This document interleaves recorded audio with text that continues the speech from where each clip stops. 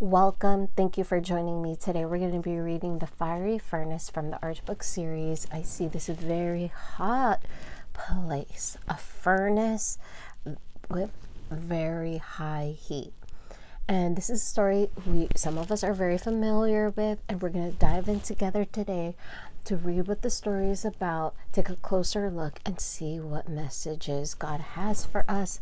There were 3 friends of Daniel that were thrown into the furnace, and there was a 4th man that was seen that was not initially thrown down, and that is the person that we see here.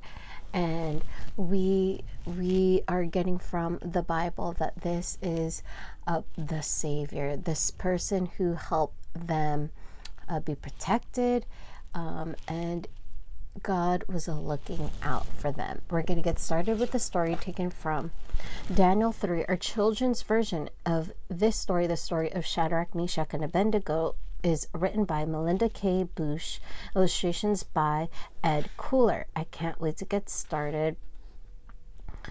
And we are going to see this fiery furnace right over here in this front inside cover, and we're going to get started with the first page. Well, it says here, King Nebuchadnezzar of Babylon had built a great statue of gold. You'll see here it was 90 feet high and 9 feet wide. And here's what his people were told. All the king's subjects, whoever you are, when you hear the zither and lyre, you must fall down and worship this statue, or else be cast in the fire. Everybody has to bow down at this sound, and you have to, otherwise you'll be thrown in the fire.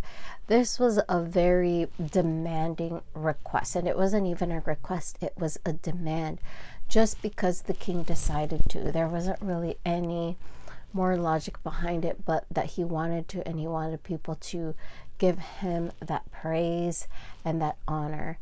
That really, at the end of the day, that kind of praise and honor should be given to the one and Lord Savior, one and Lord and Savior that has given us everything, created us, and is the one worthy to be worshipped at all, because he is the maker of heaven and earth. He created you and I. He is the one who knows everything, who is perfect, and is continually being this being.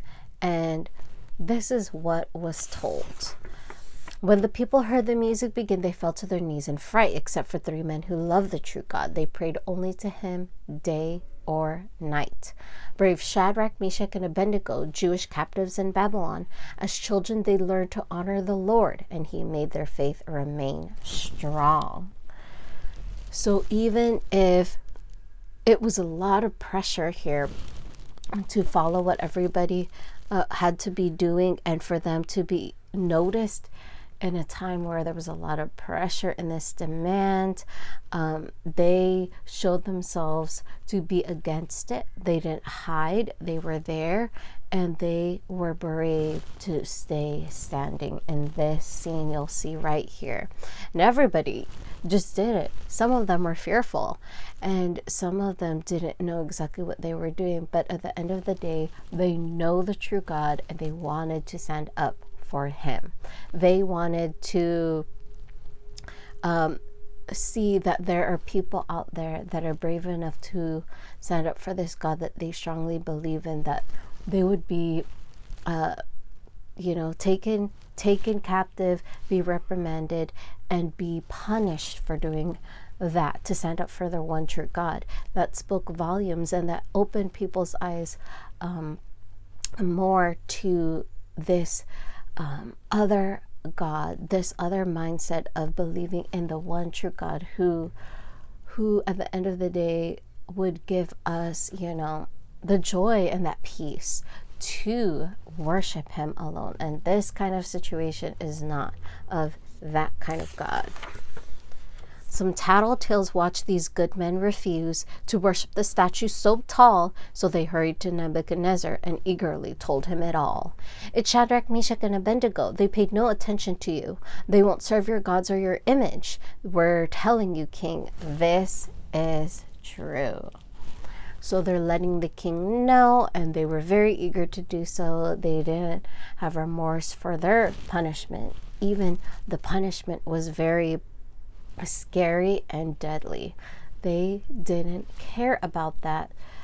Their mindset was somewhere else, to just kind of bring things to the way that they want. They wanted to bring punishment for someone.